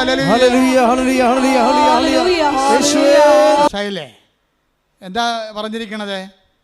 യോഹന്നാൻ 2:12 എന്താ 1:12 എന്താ പറയണത്? തന്റെ നാമത്തിൽ, പറഞ്ഞേ, തന്റെ നാമത്തിൽ വിശ്വസിക്കുന്നവർക്കെല്ലാം ദൈവമക്കളാകാനുള്ള കഴിവ് നൽകി. തന്റെ നാമത്തിൽ വിശ്വസിക്കുക എന്ന് പറഞ്ഞാൽ എന്താ അർത്ഥം? നമ്മളെ വിശ്വാസം എന്ന് പറയും. വിശ്വാസം എന്ന് പറഞ്ഞാൽ എന്തെങ്കിലും വിശ്വാസം അല്ലല്ലോ. ദൈവവിശ്വാസം എന്ന് പറഞ്ഞാലും ക്രിസ്തീയ വിശ്വാസത്തിൽ വരുമ്പോൾ ഒറ്റ വിശ്വാസമേ ഉള്ളൂ. ക്രിസ്തീയ വിശ്വാസം എന്ന് പറയുമ്പോൾ റാൻഡമായിട്ട് ഇങ്ങനെ ജനറലായിട്ട് ദൈവത്തെ വിശ്വസിക്കണമല്ല. Very particular and personal. Our faith is very particular and personal. എന്താണ്? Our faith is in the name of Jesus Christ. അവൻ്റെ നാമത്തിലാണ് വിശ്വസിക്കുന്നത്. പറഞ്ഞ്, എൻ്റെ വിശ്വാസം അവന്റെ നാമത്തിൽ വിശ്വസിക്കുന്ന എനിക്ക് ദൈവമക്കളാകാനുള്ള കഴിവ് നൽകുന്ന നല്ല പിതാവേ, നന്ദി പറയുന്നു, എനിക്ക് സ്തോത്രം ചെയ്യുന്നു. എൻ്റെ ദൈവം, ഈ വിഷയത്തിലെ ഒരു ക്ലാരിറ്റി ഉണ്ടാക്കണം നല്ലതാണ്. കൃപാസനം ധ്യാനത്തിൻ്റെ ഒരു പ്രത്യേകത നിങ്ങൾ അറിയാം. അത് ലളിതമായിരിക്കും, വ്യക്തമായിരിക്കും വിഷയം. നിങ്ങളോട് എന്താ പറഞ്ഞത്? വിശ്വാസം നിങ്ങൾ ക്ലാരിഫൈ ചെയ്യണം. Clarify the faith. എന്താ സംഭവം? നമ്മുടെ വിശ്വാസം എവിടെയാണ്? അവൻ്റെ നാമത്തിലാണ്. ആരുടെ നാമത്തിലാണ്? യേശുവിൻ്റെ നാമത്തിലാണ് വിശ്വസിക്കണം. ഈ യേശുവിൻ്റെ നാമത്തിലുള്ള വിശ്വാസം എന്തുകൊണ്ടാണ് നമ്മൾ അവൻ്റെ നാമത്തിൽ വിശ്വസിക്കണം? എന്താ കാര്യം? അവൻ്റെ നാമത്തിൽ, വേറെ എന്തെങ്കിലും നാമത്തിൽ വിശ്വസിക്കാൻ പാടില്ലേ? എല്ലാ മതങ്ങളും ഓരോ വഴികളാണെന്നല്ലേ പറയണത്. വേറെ ഏതെങ്കിലും നാമത്തിൽ വിശ്വസിക്കാൻ പാടില്ലേ? പറ്റത്തില്ല. എന്താ കാര്യം? അവൻ മാത്രമാണ് നിൻ്റെ പാപത്തിന് പരിഹാരം ചെയ്തത്. അതാ വിഷയം.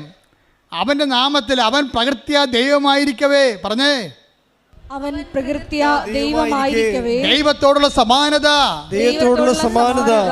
മുറുകെ പിടിക്കേണ്ട കാര്യമായി പരിഗണിക്കാതെ തന്നെ തന്നെ താഴ്ത്തി മരണത്തോളം കുരിശു മരണത്തോളം തന്നെ തന്നെ താഴ്ത്തി. അതിനാൽ ദൈവം അവനെ അത്യധികം ഉയർത്തി എല്ലാ നാമങ്ങളെക്കാൾ ഉന്നതമായ നാമം കൈയെടുക്കട്ടെ. അതാണ് പൗലോസ് പറയണത്. ഞാൻ ആശ്രയം വച്ചിരിക്കുന്നത് ആരിലാണെന്ന് എനിക്കറിയാം. എന്താണ്? എല്ലാ നാമങ്ങളെക്കാൾ ഉന്നതമായ നാമത്തിലാണ്. അതിനാൽ ദൈവം അവനെ അത്യധികം ഉയർത്തി എല്ലാ നാമങ്ങളെക്കാൾ ഉന്നതമായ നാമം അവിടത്തേക്ക് നൽകി. അതിനാൽ അവന്റെ നാമം കേൾക്കുന്ന മാത്രയില് take the word of God. ശ്രുതികടേ, ഹല്ലേലൂയ ഹല്ലേലൂയ. യേശുവേ നന്ദി. ഹല്ലേലൂയ ഹല്ലേലൂയ ഹല്ലേലൂയ ഹല്ലേലൂയ ഹല്ലേലൂയ. യേശുവേ സ്തുതി. ഹല്ലേലൂയ ഹല്ലേലൂയ ഹല്ലേലൂയ ഹല്ലേലൂയ. 2:9-10 ആകയാൽ ദൈവം അവനെ അത്യധികം ഉയർത്തി. പറഞ്ഞേ, ആകയാൽ ദൈവം അവനെ അത്യധികം ഉയർത്തി. ആകയാൽ ദൈവം അവനെ അത്യധികം ഉയർത്തി. എല്ലാ നാമങ്ങൾക്കും ഉപരിയായ നാമം നൽകുകയും ചെയ്തു. ഇത് യേശുവിന്റെ നാമത്തിനു മുമ്പിൽ സ്വർഗത്തിലും ഭൂമിയിലും പാതാളത്തിലുമുള്ള സകലരും മുട്ടുകൾ മടക്കുന്നതിനും യേശു ക്രിസ്തു കർത്താവാണെന്ന് പിതാവായ ദൈവത്തിന്റെ മഹത്വത്തിനായി എല്ലാ നാവുകളും ഏറ്റുപറയുന്നതിനും വേണ്ടിയാണ്. അപ്പൊ യേശു ക്രിസ്തു ആരാണെന്ന് പറഞ്ഞത്? കർത്താവ്. എങ്ങനെ കർത്താവ് ആകണത്? യേശു ക്രിസ്തു കർത്താവാണെന്ന് പിതാവായ ദൈവത്തിന്റെ മഹത്വത്തിനായി എല്ലാ നാവുകളും ഏറ്റുപറയുന്നതിനും വേണ്ടിയാണ്. അതായത് എല്ലാ നാവുകളും ഏറ്റു പറയണം. എന്താ പറയണം? യേശു ക്രിസ്തു കർത്താവാണെന്ന്. എന്തുകൊണ്ടാണ് ഇവൻ കർത്താവായത്? എല്ലാ നാമങ്ങളുടെയും ഉന്നതമായ നാമം. എല്ലാ നാമങ്ങളെന്ന് പറയുന്നത് എന്താണ്? ഇപ്പം ജപ്തി എന്ന് പറഞ്ഞ ഒരു നാമമല്ലേ? ബാങ്ക് മാനേജർ നമ്മൾ പറയുന്ന ഒരു നാമമാണ് ജപ്തി. ക്യാൻസർ ഡോക്ടർ പറയുന്ന ഒരു നാമമാണ്. അങ്ങനെ ലോകത്ത് ജപ്തികളുണ്ട്. അതുപോലെ തന്നെ പലതരത്തിലുള്ള നാമങ്ങളുണ്ട്. സംശയം ഒരു നാമമാണ്, മദ്യപാനം ഒരു നാമമാണ്. ഇങ്ങനെ എല്ലാ നാമങ്ങളെക്കാൾ ഉന്നതമായ നാമം. ഈ ഉന്നതമായ നാമം കൊണ്ട് മനുഷ്യന് സങ്കടങ്ങളുണ്ടാക്കുന്ന, രോഗങ്ങളുണ്ടാക്കുന്ന, തകർച്ച ഉണ്ടാക്കുന്ന, അപമാനം ഉണ്ടാക്കുന്ന എല്ലാ നാമങ്ങളെയും അവൻ കുരിശിൽ ബന്ധിച്ചിരിക്കുന്നു. കയ്യടിക്കട്ടെ, ശ്രദ്ധിക്കട്ടെ.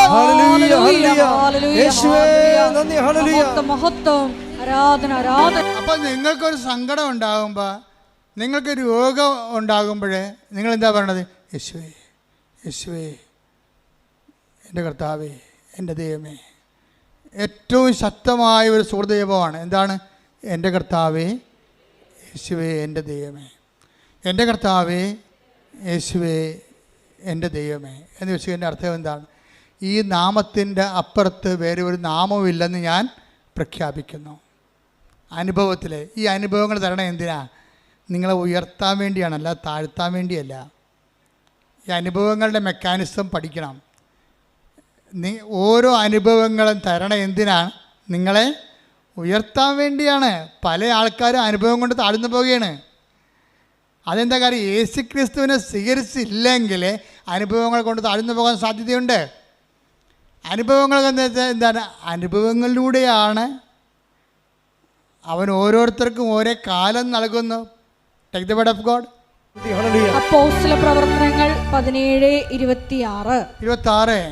ഭൂമുഖം മുഴുവൻ വ്യാപിച്ചു വസിക്കാൻ വേണ്ടി അവിടുന്ന് ഒരുവനിൽ നിന്ന് എല്ലാ ജനപദങ്ങളെയും സൃഷ്ടിച്ചു. അവർക്ക് വിഭിന്ന കാലങ്ങളും വാസഭൂമികളും നിശ്ചയിച്ചു കൊടുത്തു. ഇത് അവർ ദൈവത്തെ അന്വേഷിക്കുന്നതിനും ഒരുപക്ഷേ അനുഭവത്തിലൂടെ അവിടുത്തെ കണ്ടെത്തുന്നതിനും വേണ്ടിയാണ്. അപ്പോൾ ഓരോ പ്രശ്നം ഉണ്ടാകണേ എന്തിനാണ്? ദൈവത്തെ അന്വേഷിക്കാനാണ്, അല്ല പിശാചിനെ അന്വേഷിക്കാനല്ല. ഓരോ അനുഭവങ്ങൾ ഉണ്ടാകുമ്പോൾ ദൈവത്തെ അറിയാൻ പാടില്ലാത്തവർ ആഭിചാക്കാരെയും കുട്ടിച്ചാത്തിനൊക്കെ അന്വേഷിക്കും. എന്താ കാരണം? ദൈവത്തെ അറിയത്തില്ല.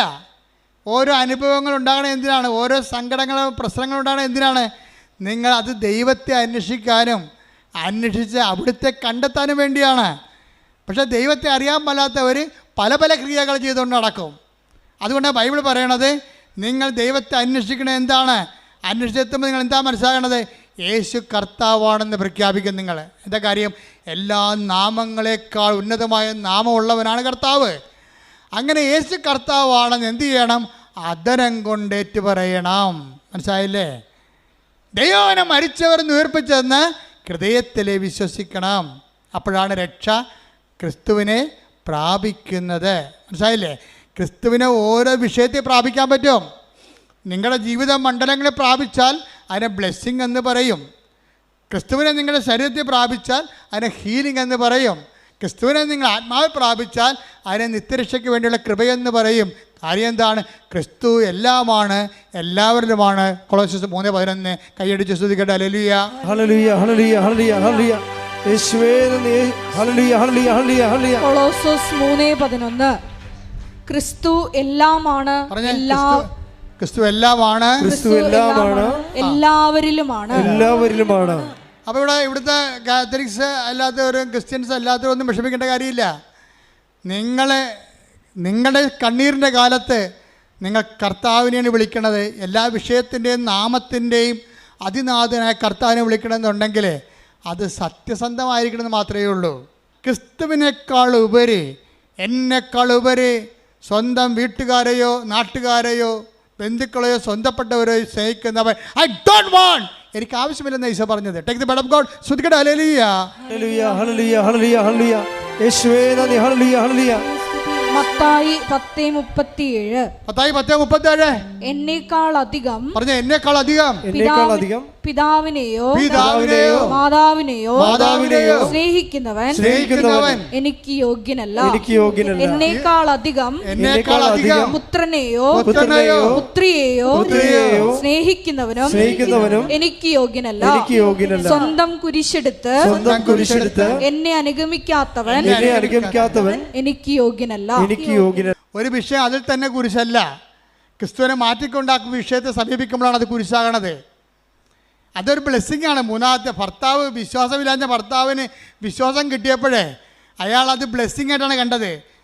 യേശുവിനെ കർത്താവിൻ്റെ സ്ഥാനത്ത് തള്ളിക്കളയുകയും ഇവരുടെ സൗകര്യത്തിന് വേണ്ടി നാട്ടുകാരെ കർത്താവിൻ്റെ സ്ഥാനത്ത് കാണുകയും ചെയ്യുമ്പോഴാണ് യേശുവിൻ്റെ വചനത്തെക്കാൾ നാട്ടുകാരുടെ വചനത്തിന് പ്രാധാന്യം കൊടുക്കും. നാട്ടുകാരുടെ വചനത്തെ മാത്രമല്ല, പലരും പെട്ടിരിക്കണ കൂട്ടുകാരുടെ വചനത്തെ വചനം കൊടുത്തിട്ടാണ്. പലരും പെട്ടിരിക്കണത് കർത്താവിൻ്റെ വചനം നേരെ ചൊവ്വയുള്ള സംഭവമാണ്.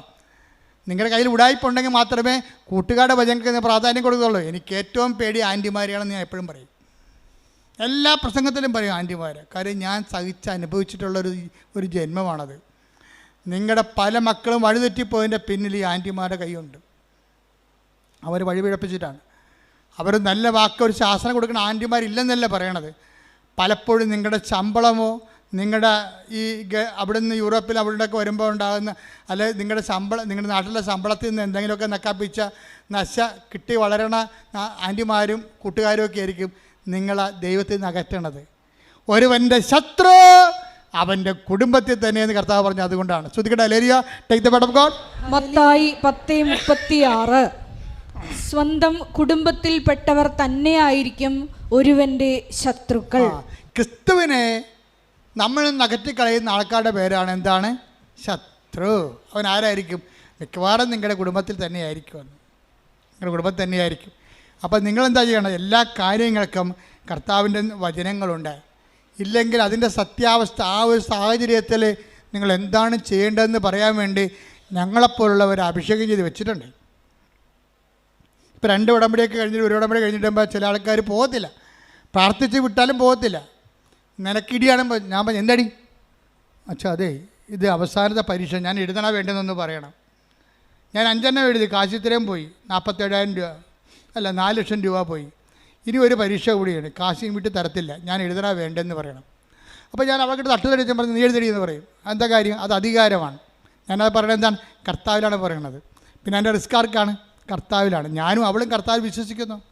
അപ്പോൾ കർത്താവ് തീർച്ചയായിട്ടും അധികാരം എന്ന് പറയും. അപ്പോൾ ദൈവമക്കൾക്കുള്ള അധികാരം എന്ന് പറയുന്നത് മക്കളെ ഇനിയുള്ള കാലങ്ങളുടെയും കരിസ്മാറ്റിക് കാലങ്ങളിൽ നമുക്കുണ്ടായിരുന്നത് അത്ഭുതങ്ങളും അടയാളങ്ങളുമാണ്. ശക്തിയുടെ പ്രകടരൂപങ്ങളാണ് അത്ഭുതങ്ങളും അടയാളങ്ങൾ. പക്ഷേ ഇവാഞ്ചലൈസേഷൻ നമുക്ക് വേണ്ടത് അധികാരമാണ് വേണ്ടത്. കർത്താവിനെ അറിയാത്തവർ അറിയിക്കുന്നതിന് വേണ്ടി നമുക്ക് വേണ്ടത് അധികാരമാണ് വേണ്ടത്. എപ്പോഴും നമ്മൾ ഈ പത്രം കൊടുക്കാൻ പോകുമ്പോൾ ശ്രദ്ധിക്കണം. അത്ഭുതങ്ങളും അടയാളങ്ങളും പത്രത്തിലൊക്കെ ഉണ്ടെങ്കിലും നിങ്ങളുടെ അധികാരപൂർണമായിട്ടുള്ള വർത്തമാനമായിരിക്കും അവരെ വിശ്വാസത്തിലേക്ക് നയിക്കുന്നത്. എന്താ പറയണത്? ഇതാ സർപ്പങ്ങളുടെയും തേളുകളുടെയും ശത്രു. 10:19 ലൂക്ക 10:19 ഇതാ ഇതാ പാമ്പുകളുടെയും തേളുകളുടെയും ശത്രുവിന്റെ സകല ശക്തികളുടെയും മീതെ ചവിട്ടി നടക്കാൻ നിങ്ങൾക്ക് ഞാൻ അധികാരം തന്നിരിക്കുന്നു. ഒന്നും നിങ്ങളെ ഉപദ്രവിക്കുകയില്ല. അതായത് നമ്മൾക്ക് ഇപ്പൊ ഇനി മത്തായി 28:18 എടുത്ത് ശ്രുതിക്കട്ടെ. ഹല്ലേലൂയ, ഹല്ലേലൂയ, ഹല്ലേലൂയ, ഹല്ലേലൂയ. യേശുവേ നന്ദി. ഹല്ലേലൂയ, ഹല്ലേലൂയ. മത്തായി 28:18. മത്തായി 28:18. യേശു അവരെ സമീപിച്ച് അരുൾ ചെയ്തു, സ്വർഗത്തിലും ഭൂമിയിലുമുള്ള എല്ലാ അധികാരവും എനിക്ക് നൽകപ്പെട്ടിരിക്കുന്നു. ആകയാൽ നിങ്ങൾ പോയി എല്ലാ ജനതകളെയും ശിഷ്യപ്പെടുത്തുവിൻ. പിതാവിന്റെയും പുത്രന്റെയും പരിശുദ്ധാത്മാവിന്റെയും നാമത്തിൽ അവർക്ക് ജ്ഞാനസ്നാനം നൽകുവിൻ. ഞാൻ നിങ്ങളോട് കൽപ്പിച്ചവയെല്ലാം അനുസരിക്കാൻ അവരെ പഠിപ്പിക്കുവിൻ. യുഗാന്തം വരെ എന്നും ഞാൻ നിങ്ങളോട് കൂടെ ഉണ്ടായിരിക്കും. സംഭവം മനസ്സിലായില്ലേ നിങ്ങൾക്ക്? ഈ സുവിശേഷം കൈമാറ്റത്തിന് വേണ്ടത് അധികാരമാണ്, ശക്തിയല്ല. ശക്തിയും അടയാളം മാത്രമല്ല, അധികാരം വേണം. അധികാരം വേണമെന്നുണ്ടെങ്കിൽ അധികാരത്തിന് എപ്പോഴും നമുക്കറിയാം അധികാരം എങ്ങനെ ഉണ്ടാകണം. സഭയിൽ അധികാരം ഉണ്ടാകാൻ ഒത്തിരി മാർഗങ്ങളുണ്ട്. അധികാരം ഉണ്ടാകാൻ ഒത്തിരി മാർഗങ്ങൾ നമുക്കുണ്ട്. അത് ഒരു അധികാരം ലോ സ്റ്റാറ്റസിങ് ആണ്. ഉടമ്പടിയിലെ ഏറ്റവും ഘടകമാണ് ലോ സ്റ്റാറ്റസിങ്. എന്നുവെച്ചാൽ അതിനാൽ അത്യധികം അവനെ ഉയർത്തി എല്ലാ നാമങ്ങൾക്ക് ഉന്നതമായ നാമം അവിടത്തേക്ക് നൽകി. അവന് നാമം കേൾക്കുമ്പോഴേ താഴെ പാതാളത്തെ ഭൂസ്വർഗങ്ങളുമുള്ള എല്ലാ ജീവജാലങ്ങളും മുഴങ്കാൽ മടക്കേണ്ടിയിരിക്കുന്നു. അധികാരത്തിന് ശക്തി അതാണ്. അധികാരമെന്ന് പറയുമ്പോൾ അധികാരമുള്ളവർക്ക് മാത്രമേ സുവിശേഷ വേല ചെയ്യാൻ പറ്റത്തുള്ളൂ. അതുകൊണ്ട് നിങ്ങൾ പത്രം കൊടുക്കുന്നവർ കർത്താവേ സുവിശേഷ ചൈതന്യത്തിൻ്റെ അധികാരം തരാൻ പ്രാർത്ഥിക്കണം. കാരണം നിങ്ങൾ പോണ തേളുകളുടെയും പാമ്പുകളുടെയും ശത്രുവിൻ്റെ സകല ശക്തികളുടെ നേർക്കാണ് പോണത്. നിങ്ങൾ പറയും അച്ഛന് കാശുണ്ടാക്കാനാണത്. നിങ്ങൾക്ക് എന്ത് കാര്യം? നിങ്ങൾക്ക് വിദ്യാഭ്യാസമില്ലേ? നിങ്ങൾക്ക് എന്താ പത്രം നടക്കേണ്ട കാര്യമുണ്ട്? ഇതാ ശത്രുക്കളുടെയും തേളുകളുടെയും ശത്രുവിൻ്റെ പിശാചിൻ്റെ എല്ലാ ശക്തികളുടെ അടുത്തേക്കാണ് നിങ്ങൾ പോണത്. ആ ശക്തിയെ അതിജീവിക്കുന്ന അധികാരം തന്നാൽ നിങ്ങളെ വിടുന്നത്. അതുകൊണ്ട് തന്നെ നിങ്ങൾ 10:19 പറഞ്ഞുകൊണ്ടിരിക്കണം എന്ന് പറഞ്ഞാൽ ഇതാ ശത്രുവിൻ്റെ ലൂക്കാ 10:19 പറഞ്ഞ ഇതാ ശത്രുവിൻ്റെ സകല ശക്തികളുടെ മേൽ ചവിട്ടി നടക്കാൻ അധികാരം തന്ന എന്റെ കർത്താവേ നിന്റെ നാമത്തെ പ്രഘോഷിക്കുന്നതിനായി എന്നെ ശക്തീകരിക്കണമേ. നിന്റെ നാമത്തെ കൈ മാറുന്നതിനായി എന്നെ ശക്തീകരിക്കണമേ.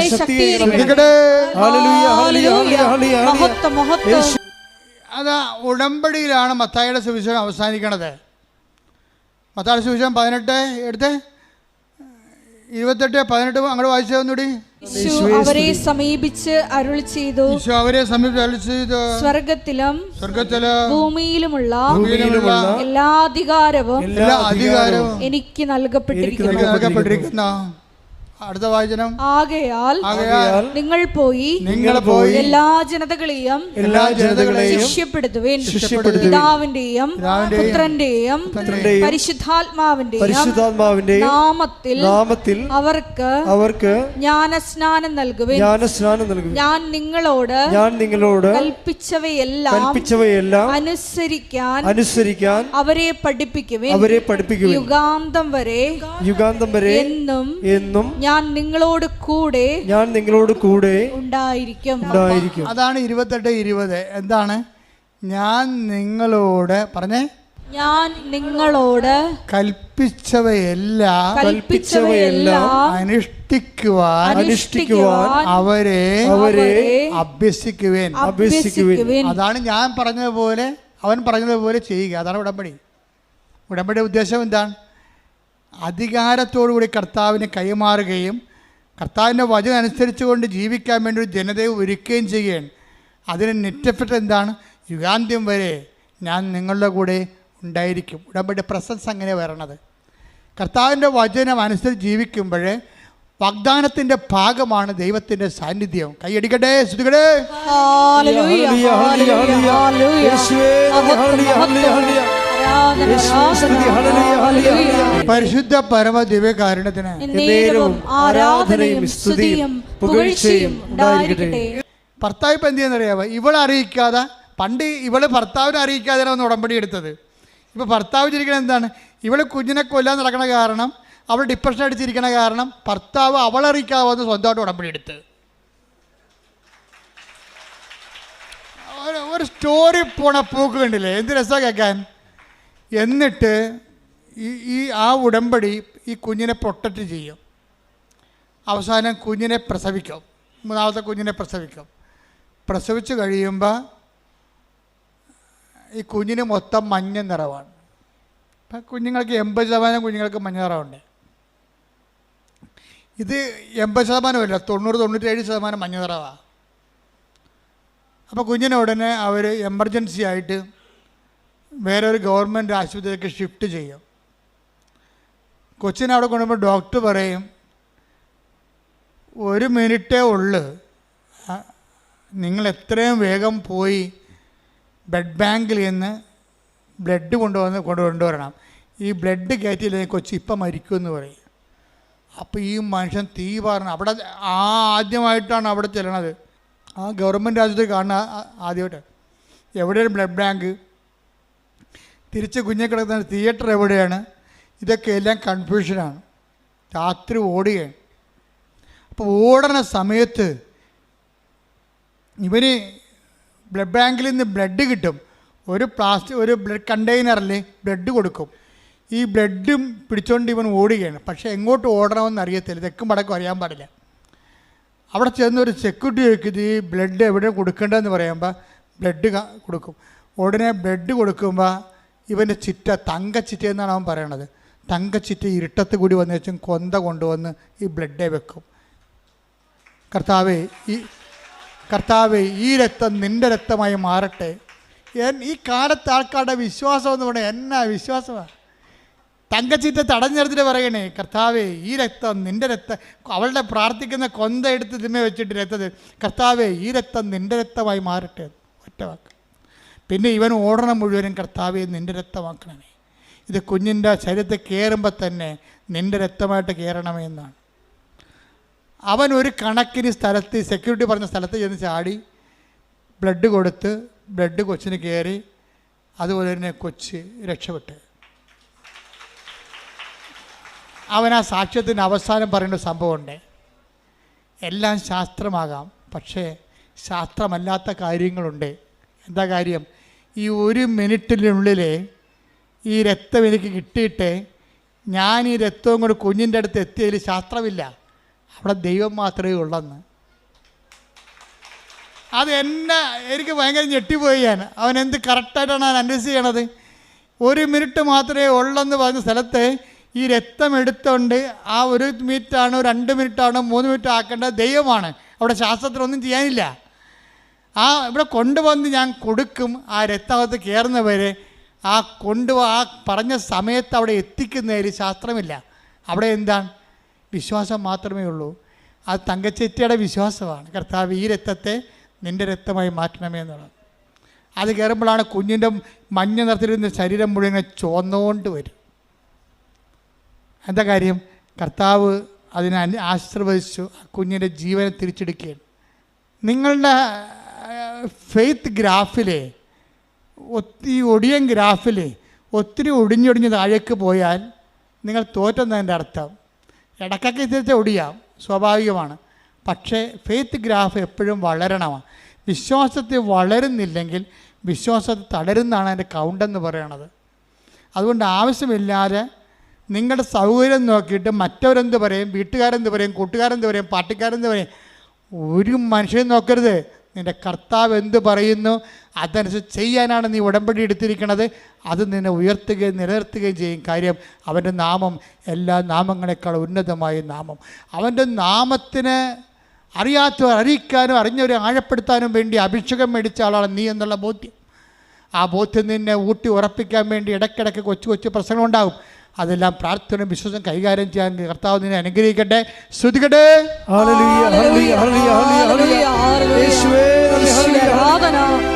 ജീവിതത്തിലെ എല്ലാ പ്രതിസന്ധി ഘട്ടങ്ങളിലും നീയാണ് കർത്താവെന്ന് ഉറക്കെ പ്രഖ്യാപിക്കുവാൻ ഈ ആരാധനയിലൂടെ ഞങ്ങളെ തിരഞ്ഞെടുത്ത അഭിഷേകം. രോഗമുള്ളിടത്ത് കൈകൾ വെക്കുക. ഗുരുതരമായ രോഗമുള്ളിടത്ത് കൈവെക്കാം. കർത്താവിൻ്റെ നാമത്തിൽ പ്രാർത്ഥിക്കാൻ പോകുന്നു. തലവേദനയുള്ളവരെ നെറ്റി കൈവെക്കണം. ഉദരരോഗമുള്ളവരെ വയറിൽ കൈവെക്കണം. കരരോഗമുള്ളവർ നെഞ്ചിൻ്റെ കൂടിനെ കൈവെക്കണം. ഹൃദ്രോഗമുള്ളവർ ഇടനെഞ്ചിന് കൈവെക്കണം. തൈറോയ്ഡ് രോഗികൾ തൊണ്ടയിൽ കൈവെക്കണം. സർവാംഗം കൂടുതൽ രോഗമുള്ളവരെ കൈവണച്ച് വെക്കണം. മൊത്തം കർത്താവിന് ശരീരം ഉച്ചകൊണ്ട് ഉള്ളംകാലം വരെ ഏൽപ്പിക്കണം. ഇടിമുഴക്കം പോലെ ശ്രുതിക്കട്ടെ. കർത്താവേ, നിന്റെ ഉന്നതമായ നാമത്തിന് സ്വന്തം ചെയ്യുന്ന ഓൺലൈനിലുള്ളവരും പ്രാർത്ഥിക്കട്ടെ. ഓൺലൈനിലുള്ളവരും പ്രാർത്ഥിക്കട്ടെ. ശരീര രോഗങ്ങളുള്ളിടത്ത് കൈവച്ചുകൊണ്ട് പ്രാർത്ഥിക്കട്ടെ. 38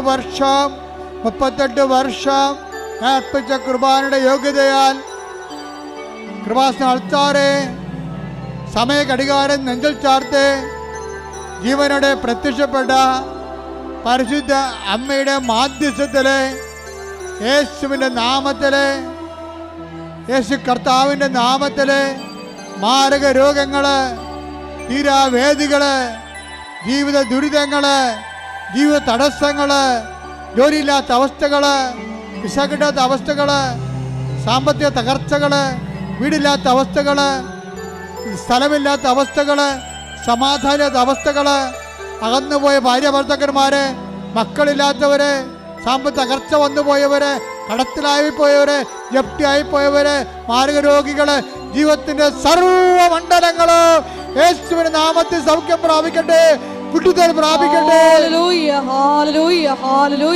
മഹത്വം മഹത്വം, നന്ദി, ആരാധന.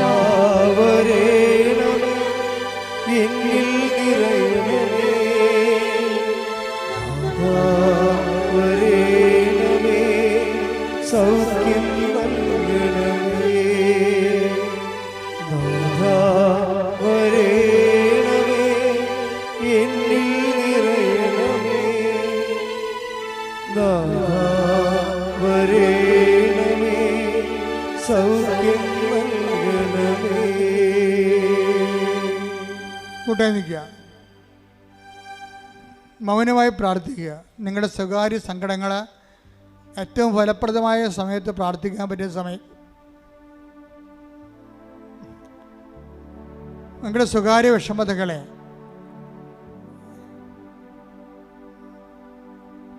ഏറ്റവും ഫലപ്രദമായി പ്രാർത്ഥിക്കാൻ പറ്റിയ സമയമാണ് ഈ ആരാധന സമയം. അമ്മയുടെ മധ്യസ്ഥതയിൽ നിങ്ങളുടെ സങ്കടങ്ങളെ, രോഗങ്ങളെ, തടസ്സങ്ങളെ പരിശുദ്ധ അമ്മയ്ക്ക് ഏൽപ്പിക്കുക. ഡേറ്റിട്ട് ഏൽപ്പിക്കുക.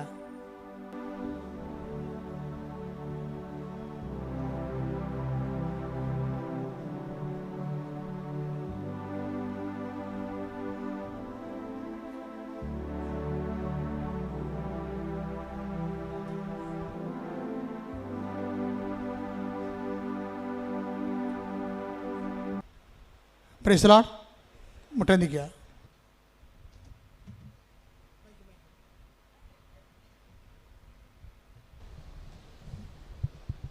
ഒരിക്കൽ കൂടി മരിയൻ ഉടമ്പടിയിൽ സമർപ്പിച്ചിരിക്കുന്ന എല്ലാ വിഷയങ്ങളും ദൈവമാതാവിൻ്റെ മധ്യസ്ഥയിൽ ദിവ്യകാരുണ്യ സന്നിധിയിൽ സമർപ്പിച്ച് ഒരു നിമിഷം നമുക്ക് മൗനമായിട്ട് പ്രാർത്ഥിക്കാം.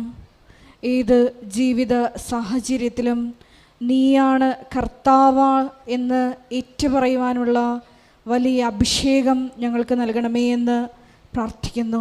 ഈശോയെ, ജീവിതത്തിൻ്റെ വിവിധ ദുരന്ത മുഖങ്ങളിലൂടെ കടന്നു പോകുമ്പോൾ ഈശോ അത് നിന്നെ അന്വേഷിച്ച് കണ്ടെത്താനുള്ള ഒരു മാർഗമാണെന്ന് അത് വിവേചിച്ചറിയുവാൻ ഈ ആരാധനയിലൂടെ ഞങ്ങളെ തിരഞ്ഞെടുത്ത് അഭിഷേകം ചെയ്യണമേ എന്ന് പ്രാർത്ഥിച്ചുകൊണ്ട് ശിരസ്സ് നമിച്ച് നമുക്ക് ദിവ്യകാരുണ്യനാഥൻ്റെ ആശീർവാദം സ്വീകരിക്കാം.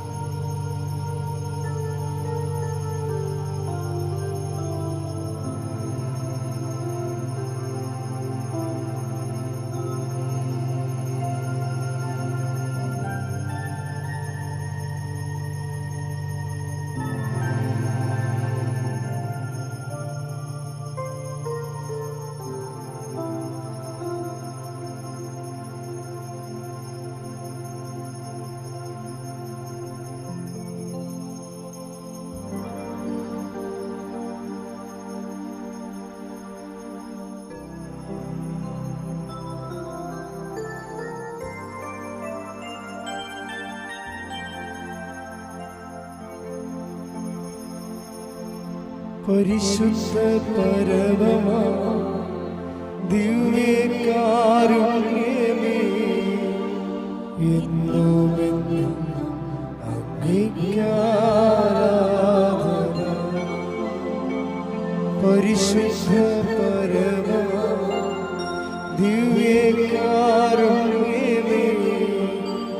എന്നുമെന്നും അങ്ങേയ്ക്കാരാധന.